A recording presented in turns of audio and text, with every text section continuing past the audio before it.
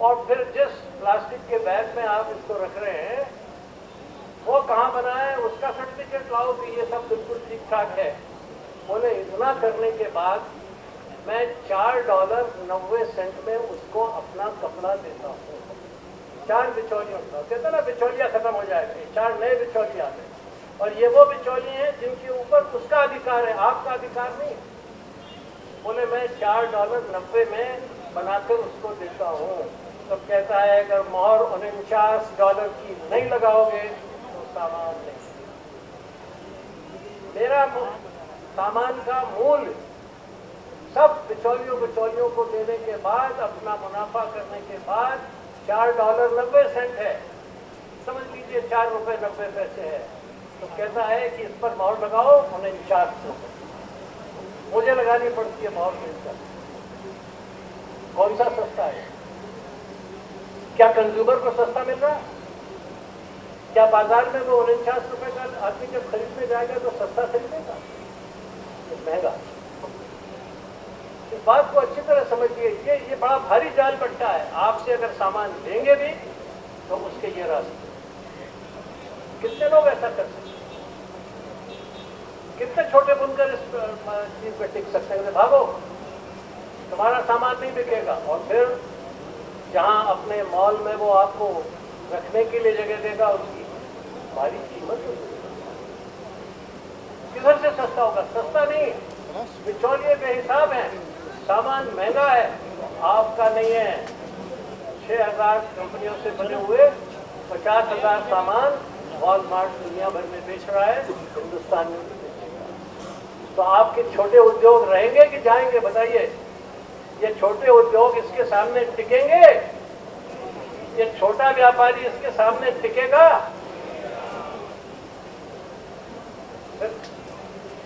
कैसे आता है ये देखिए, ये मेरे पास रिपोर्ट है अमेरिका की। वो वॉलमार्ट के खिलाफ घूसखोरी के मुकदमे चलाए। घूसखोरी, कितनी घूसखोरियां हैं उसकी भी रिपोर्ट है। सब मैं आपके अध्यक्ष जी को कहीं वॉलमार्ट, कहीं डाउ, कहीं दूसरी कंपनी, कहीं तीसरी कंपनी। किसी ने $3 लाख का जुर्माना भरा है, किसी ने $1.5 लाख का जुर्माना भरा है, ताजा मीठा किसी ने $80,000 का जुर्माना भरा है। और कीजिए भाई, घूसखोरी। और वहां से अपना दफ्तर उठाकर ले जाने के आदेश। ताजा मीठा घूसखोरी। अच्छा, हिंदुस्तान में उसने भी लिखा है कि ये जो वॉलमार्ट वाले या ये मल्टीनेशनल यहाँ आ रहे हैं, इनको मालूम है कि हिंदुस्तान में भी घूसखोरी के माध्यम से दुकानें चलाई जाती हैं। और उसने वो भी रिपोर्ट लिखी है कि किस किस हिंदुस्तान के अफसर को कितनी घूस दी गई अपनी कंपनियां लाने। इसलिए ये गहरा षड्यंत्र है। क्यों? क्योंकि लाखों करोड़ रुपए का खुदरा बाजार हिंदुस्तान में है। इस बाजार के ऊपर उनकी निगाहें हैं। क्यों है? सारे देशों में ये जितनी भी बहुराष्ट्रीय कंपनियां हैं ये घाटे में जा रही हैं, क्योंकि वहां खरीदारी बंद है, वहां विकास शून्य है। यूरोप में विकास शून्य है तो खरीदारी भी शून्य होगी। हिंदुस्तान में अगर 5% भी विकास है तो 1 अरब आदमी है, काफी लोग नए खरीदार पैदा होंगे। इसलिए यहाँ के व्यापार पर कब्जा करो। मैं आपसे ये पूछना चाहता हूँ कि अगर इस व्यापार पर कब्जा हो गया तो लाखों करोड़ों लोग जो इस व्यापार से जुड़े हुए हैं उनका क्या होगा?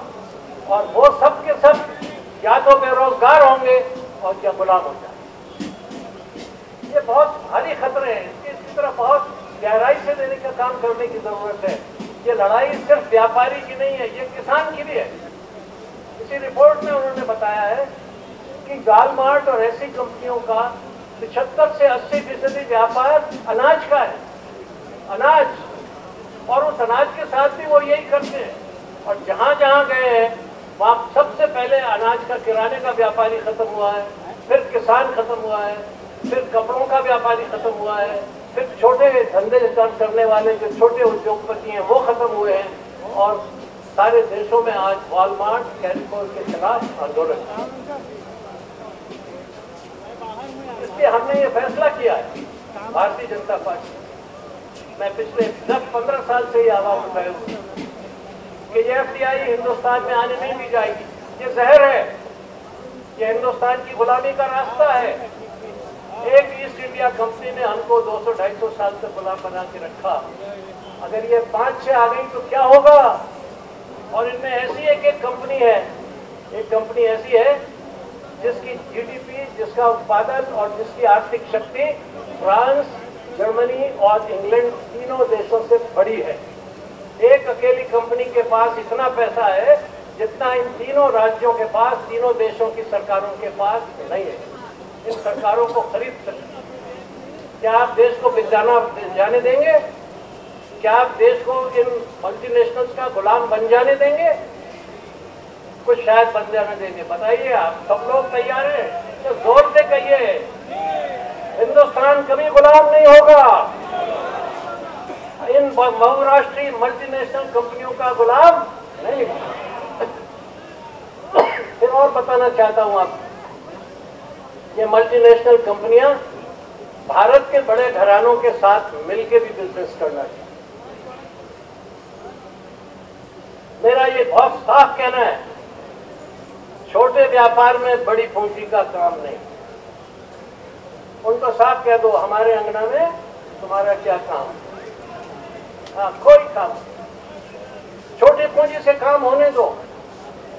लोगों को अपने पुरुषार्थ से, मेहनत से देश को समृद्ध बनाने दो। दूसरा जो आपका बहुत प्रमुख प्रश्न है, ज्वलंत प्रश्न है, क्योंकि अभी FDI तो आई नहीं है, मगर ये खाद्य सुरक्षा कानून संसद में पास हो चुका है। मैं आपको ये सावधान करना चाहता हूं, इस धोखे में मत रहिए कि ये पास नहीं हुआ है। ये पास हो चुका है, सिर्फ लागू नहीं हुआ है। उन्होंने इसके लागू होने की तिथि को आगे बढ़ाया, पर ये कानून बन चुका। बहुत विरोध मैंने किया था इसका संसद में कि ये गलत। अब आप गोलगप्पा नहीं बेच सकते बाजार में अगर ये कानून लागू हो जाए। गोलगप्पे वाले से ये पूछा जाएगा, ये पानी तू कहां से लाया है? म्यूनिसिपैलिटी के नल से लाया हूं साहब। कहता ये दिखा कि ये पानी बिल्कुल अंतरराष्ट्रीय स्टैंडर्ड का है या नहीं, कहां से लाया? कहता साहब मैं तो म्यूनिसिपैलिटी से पूछूं। अब ये कैसे साबित करेगा वो कि ये पानी म्यूनिसिपैलिटी से लाया? उसको कोई प्रमाण पत्र तो मिलता नहीं। इसलिए तू बोतल वाला पानी ले, मल्टीनेशनल वाला पानी ले। अभी जब तू मुफ्त में पानी ला के बना रहा है अपना जलजीरा, इसको 20 रुपए 30 रुपए की बोतल से लेके पानी लेके बना। मसाला कहाँ से लाया है उसका प्रमाण पत्र दे। नमक कहाँ से लाया है उसका प्रमाण पत्र दे। मैदा कहाँ से लाया है, किस खेत का अनाज था, कहाँ पिसा था, बता। वो कहेगा भैया झंझट छोड़, ये 10 रुपए ले और जाओ। कहते 10 में काम नहीं बनेगा, 100 रुपए हफ्ता बन जाए। क्या बात? गोलगप्पा यहाँ बंद, माल में खरीदो। यहाँ अगर 5 रुपए का गोलगप्पा खाता है तो वहाँ 100 रुपए का। कितने आदमी खा सकते हैं हिंदुस्तान में 100 रुपए का एक गोलगप्पा? माल में।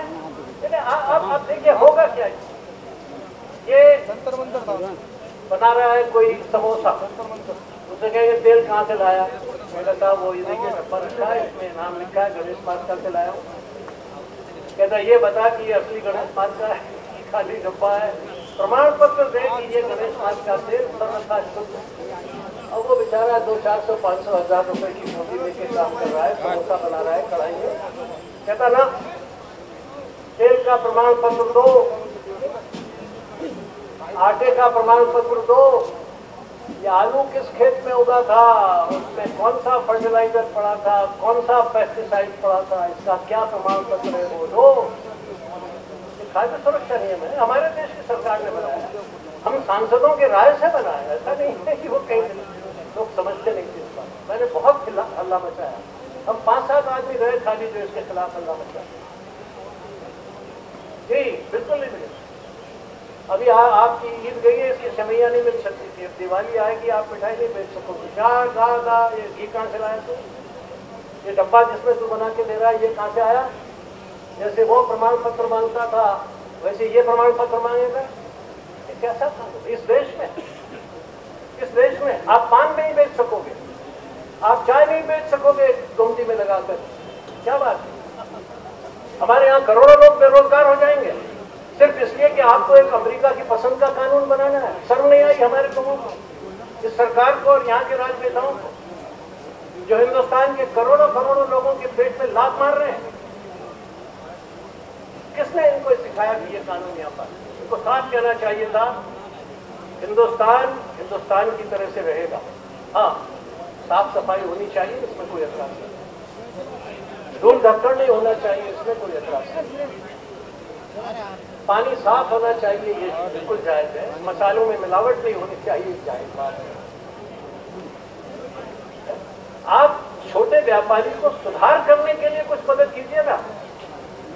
भाई तेरी गुमटी ऐसी बननी चाहिए, कहता मेरे पास तो पैसा नहीं है। क्या बैंक उसको पैसा देने के लिए तैयार है?